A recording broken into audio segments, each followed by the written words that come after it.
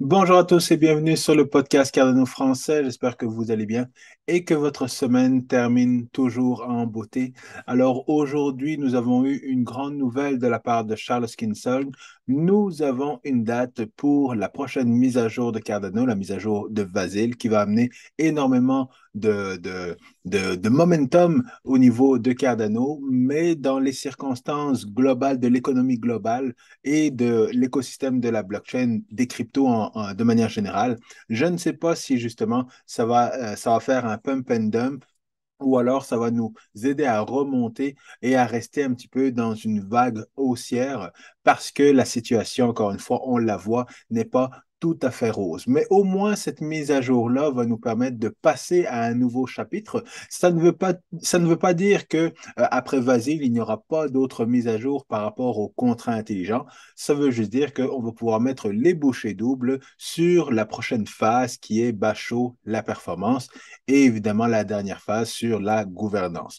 Donc, je veux surtout vous parler justement de performance avec l'implémentation d'Hydra, qui va être la première phase ou une des premières phases pour augmenter la performance au niveau du nombre de transactions par seconde, pas nécessairement du nombre de transactions, on va le voir un petit peu plus tard, mais qui va tout simplement améliorer le nombre de transactions par seconde et le réseau de manière générale sur la blockchain Cardano. Alors, je veux passer à travers quand même différentes choses, donc on va directement tomber dans le vif du sujet, mais avant ça, n'oubliez pas de smasher bien fort le bouton like si vous aimez toujours le contenu de mes vidéos, abonnez-vous à la chaîne YouTube et partagez cet épisode avec le plus de monde possible. Et comme on le voit, de manière générale, eh bien, un peu de vert, un peu de rouge, mais le marché est pas mal flat et euh, pas mal stable, on pourrait dire. Pas grand-chose qui se passe, c'est assez boring, mais ce qu'on voit, c'est qu'on est toujours dans une extrême fear, donc on est toujours dans des opportunités d'achat pour justement accumuler, accumuler, accumuler. Bien sûr, c'est difficile d'accumuler quand le marché ne bouge pas beaucoup. Et justement, comme je vous le disais, il y a plusieurs éléments qui nous font dire que malheureusement, il risque d'y avoir encore une fois un marché à la baisse et un autre crash qui se prépare. Et quand on va voir justement au niveau des graphiques, sans passer trop de temps de ce côté-là, eh bien, on voit que justement, on a une diagonale de support qui résiste à un fil. Donc, on est vraiment sur le bord de partir encore vers le bas et de voir le Bitcoin redescendre aussi bas que 18 000, 19, 19, 18 ou même plus bas encore. Évidemment, ce n'est pas ça qu'on souhaite, mais malheureusement, quand on regarde l'historique du mois de septembre, et là, je vais me déplacer un petit peu, quand on voit l'historique du mois de septembre, on voit que c'est un mois qui est pas mal dans le rouge de manière générale. Donc, c'est pour ça que je vous disais, malgré qu'il y a la narrative de la mise à jour de Vasil qui va arriver donc le 22 septembre, la mise à jour, le merge d'Ethereum qui va arriver le 15 septembre, et bien malgré tout, ça risque de monter puis de redescendre et de redescendre beaucoup plus fort parce que Bitcoin, de manière générale, ne performe pas super bien. Et je ne suis pas certain que les altcoins vont monter assez haut que Bitcoin, quand il va redescendre ou quand il va cracher, et bien qu'il ne va pas entraîner tous les altcoins avec. Donc, malgré qu'on a des bonnes nouvelles pour le mois de septembre, il est possible que, parce que c'est ça qu'on mentionne, vous le voyez, il y a plus de rouge que de vert au mois de septembre et de manière générale, dans les années précédentes, il y avait plus de vert que de rouge au mois d'octobre. Alors là, il est possible que les choses s'inversent, qu'il est possible que le mois de septembre soit un bon mois, mais que le mois d'octobre soit justement le mois du crash. Donc, c'est ça qu'il va falloir surveiller, qu'il va falloir faire attention et justement accumuler assez de cash pour profiter justement de cette baisse de prix. Je, Personnellement, je trouverais ça un peu risqué d'entrer dans le marché maintenant parce que le pump and dump peut se passer très rapidement. Il peut ne pas arriver non plus si Bitcoin décide de cracher.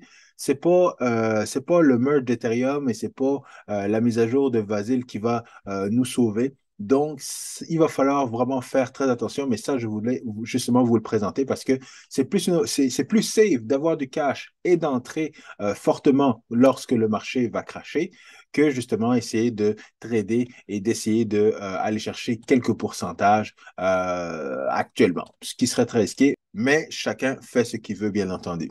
Alors, au niveau de Bitcoin, c'est pas mal ça. Au niveau de Cardano, encore une fois, on se retrouve encore une fois dans la même situation.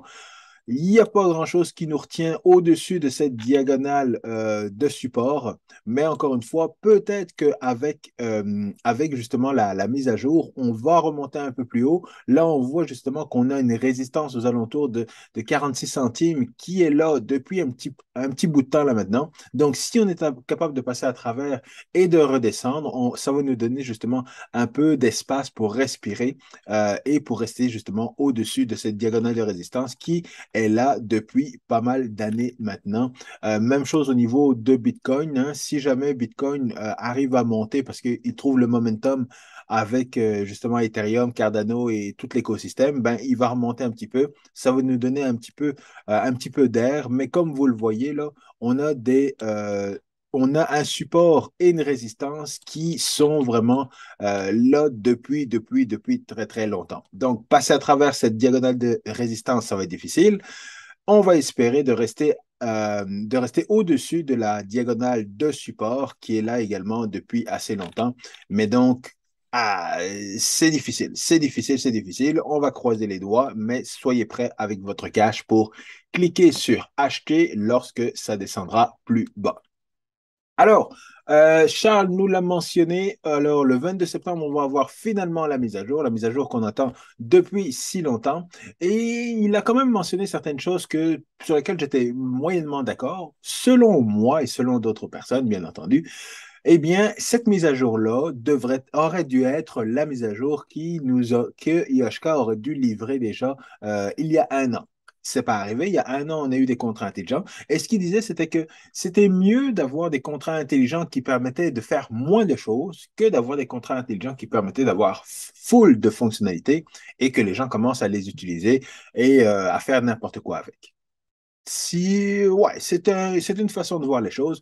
Personnellement, j'aurais préféré justement qu'ils sortent toutes les fonctionnalités, qui sont des fonctionnalités qui sont plus safe parce que la manière dont ils les ont montées est différente de la manière dont les contrats intelligents et la philosophie des contrats intelligents fonctionnent au niveau d'Ethereum parce qu'ils n'utilisent pas le même acompte. Donc, Cardano travaille avec UTXO, le UTXO qui est la même chose que euh, Extended UTXO, qui est la même chose que le UTXO de Bitcoin, qui est beaucoup plus safe que le modèle d'acompte d'Ethereum. Donc, ce sont deux modèles différents. Donc, quand on monte des contrats intelligents, ben, juste à partir de là, la manière de les développer est beaucoup plus safe de les développer sur Cardano que de les développer sur Ethereum. Bref, là, on va avoir dès le 22 septembre, donc, cette nouvelle mise à jour, ce qui va permettre justement aux différentes dApps de pouvoir commencer à développer de vrais projets, de vraies applications et de pouvoir les mettre en place. Encore une fois, il risque d'y avoir un délai et peut-être que justement, ça va nous donner un petit peu d'air et un petit peu de momentum, une nouvelle narrative au niveau de Cardano qui va permettre de relancer dans le fond pas le projet, mais de faire en sorte que le projet, le coin reparte à la hausse parce qu'il y aura plus de choses de développer. Et c'est un article que je vais probablement traduire. Donc, cette nouvelle économie digitale qui va se développer au niveau de Cardano suite à la mise à jour de Vasil. Donc, évidemment, on a très, très hâte de voir ce qui va se passer. On a très, très hâte justement de voir comment les applications et comment le marché va réagir à cette nouvelle mise à jour.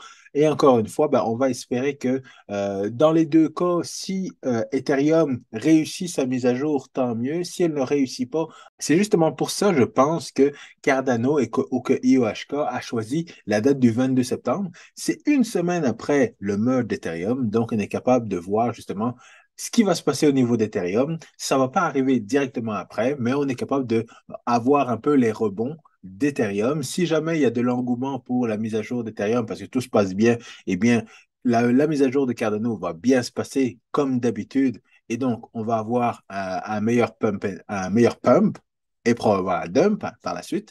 Mais dans le fond, si ça ne fonctionne pas du côté d'Ethereum, eh bien, si la mise à jour de Cardano réussit, eh bien, à ce moment-là, tout le capital risque d'aller au niveau de Cardano. Donc, c'était vraiment stratégique, selon moi, de mettre cette mise à jour-là une semaine après Cardano. Et j'en profite pour vous montrer mon nouveau t-shirt, le t-shirt qui est dans tout ce que j'ai acheté. Donc, le monde de Cardano, qui est juste le monde des NFT. Ce sont les NFT, ce sont évidemment mes NFT, mais ce sont les NFT que beaucoup de personnes ont eu. Donc, le monde de Cardano NFT qui va se trouver sur le site web que je suis en train de mettre en place pour que vous puissiez acheter exactement les mêmes t-shirts que j'ai commandés pour passer à travers le bear market en force.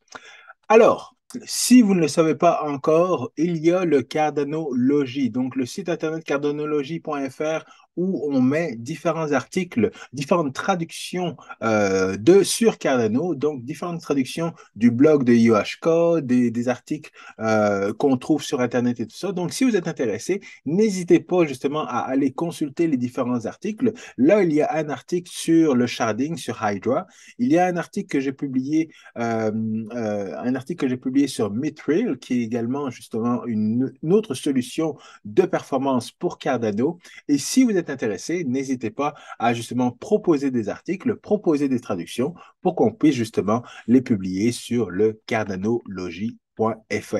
Donc, l'implémentation de Hydra. Pourquoi est-ce que Hydra est important et qu'est-ce que c'est exactement Hydra? Parce qu'on entend énormément de choses. On entend justement du sharding avec Ethereum, on entend Layer 2, des solutions Layer 2, on entend le Lightning Network sur Bitcoin et c'est pas facile de se retrouver là-dedans.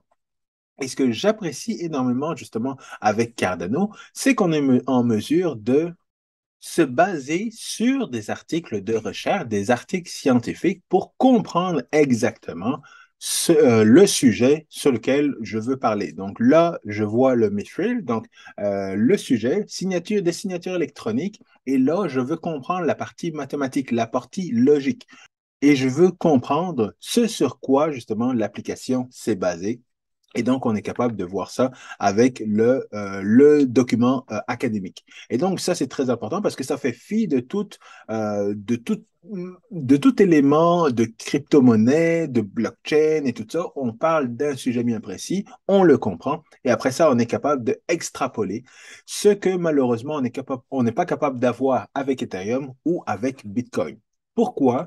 Parce que lorsqu'on parle de sharding, le Lightning Network nous a été présenté comme étant justement ce channel ou ce réseau qui se trouve au-dessus de la blockchain Bitcoin où on peut faire des transactions beaucoup plus rapidement. Donc, le Lightning Network, c'est un petit peu comme du sharding, mais le sharding, c'est d'avoir des sous-réseaux, exactement comme Hydra. Et on parle de Hydra Head. Donc, on a plusieurs sous-réseaux. Dans les Hydra Head, on a plusieurs sous-réseaux qui sont des mini-blockchains, des mini-réseaux qui communiquent entre eux, qui communiquent de manière locale. Au niveau du Lightning Network, c'est juste un réseau qui se trouve en au-dessus du réseau principal et on a des adresses Lightning, là où on peut justement s'envoyer du Bitcoin beaucoup plus rapidement. Donc, c'est ça qui est intéressant au niveau de Bitcoin et au niveau de Ethereum, ben, on va voir parce qu'ils sont même pas en proof of stake encore, mais justement, ils vont passer justement au sharding dans les prochaines années. Mais là, on est capable de comprendre l'implémentation de la performance de Hydra, qui est de sharding, sur la blockchain Cardano. Donc, qu'est-ce que c'est Hydra exactement? C'est un ensemble de solutions qui sont développées sur la blockchain Cardano, qui est une couche, une deuxième couche dans le fond, sur la blockchain Cardano, ce qui va permettre justement de la sécurité et de la performance. Alors, Hydra, ça va offrir évidemment beaucoup de performance, un débit beaucoup plus accru, une latence minimisée sur le réseau parce qu'on va décharger le réseau principal pour envoyer certaines transactions sur les différents sous-réseaux et une solution qui va être rentable parce que, encore une fois, toutes les transactions qui vont se passer sur les sous-réseaux ne vont pas être enregistrées sur la blockchain en tant que telle. Et n'hésitez pas à lire l'article au complet parce que je vais passer à travers certains éléments, mais tous les détails sont là et c'est traduit de manière à ce que ce soit compréhensible, évidemment, pour tout le monde. Alors, comment fonctionne Hydra? Les Hydra Heads, comme je le disais, ce sont des sous-réseaux, des canaux dans le fond, qui sont sécurisés, qui sont, comme je le disais, des mini-blockchains qui permettent d'avoir des transactions entre différents nœuds. Et les transactions se font de manière locale, donc les différents nœuds sont là, valident toutes les transactions, et après ça, quand on a fini, ben, on peut tout remettre sur la chaîne principale et passer à autre chose. C'est ce qui est bénéfique, dans le fond, d'avoir cette solution Layer 2.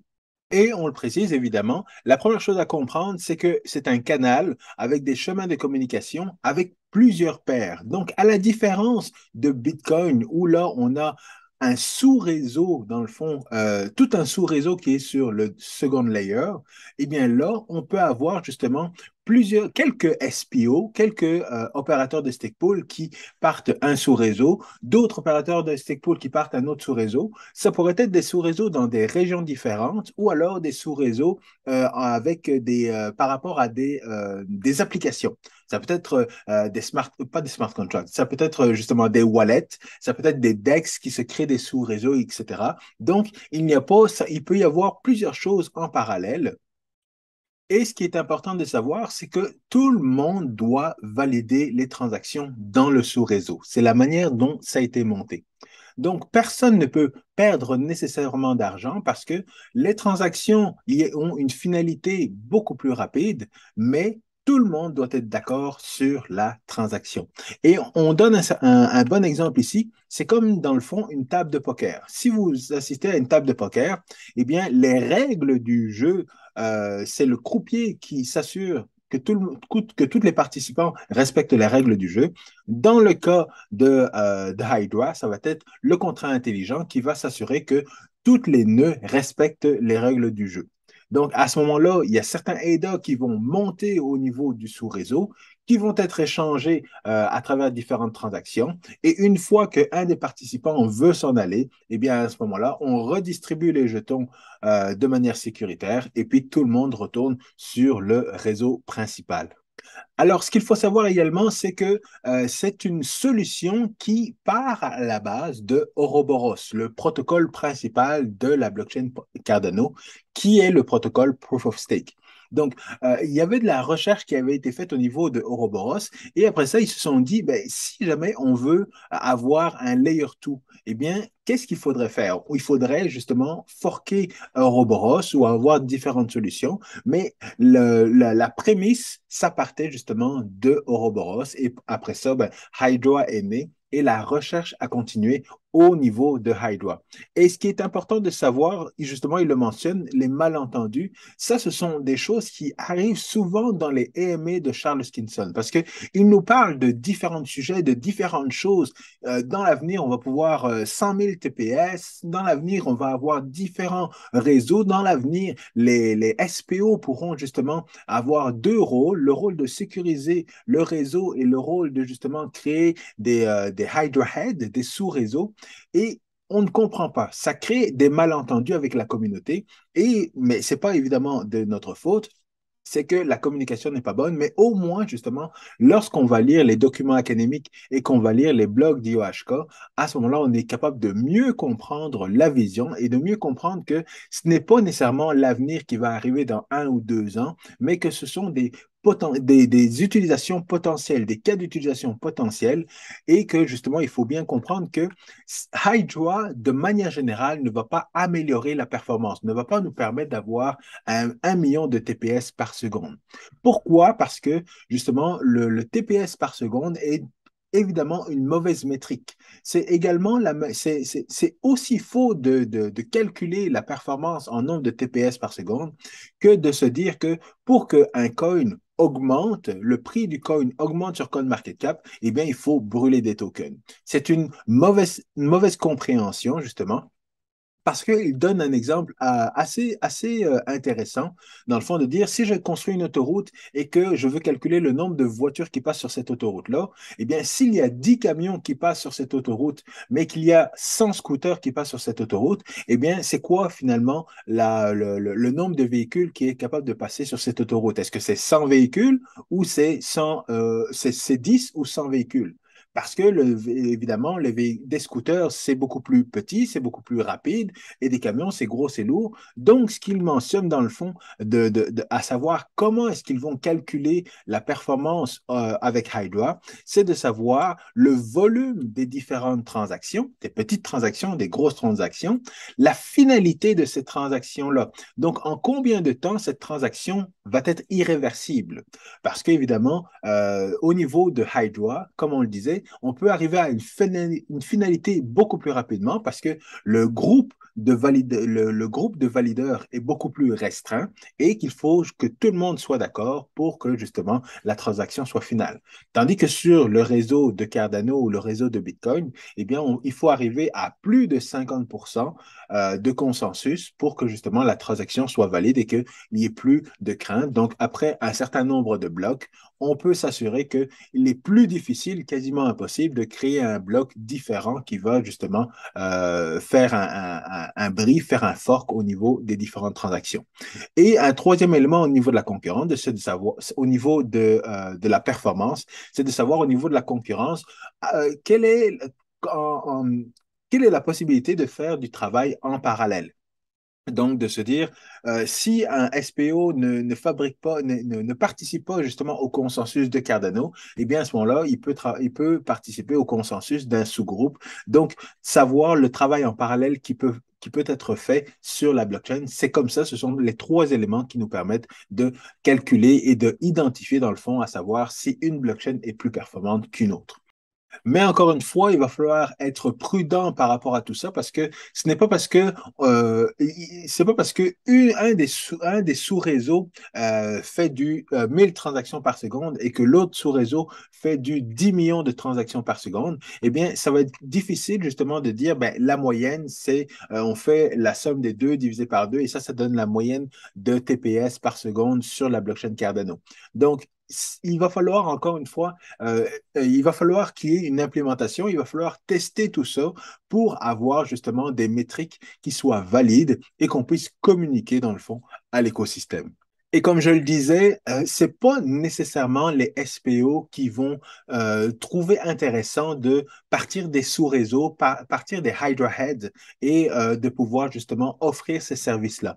Les SPO sont déjà habitués et sont déjà là pour sécuriser la blockchain Cardano.